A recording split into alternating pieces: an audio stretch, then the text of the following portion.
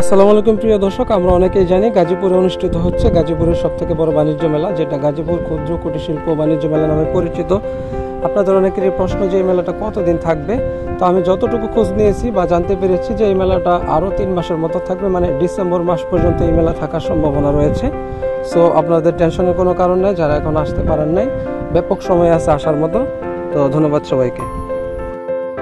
তো ইতিমধ্যে যারা মেলা এসেছেন তারা তাদের অভিজ্ঞতা শেয়ার করতে পারেন।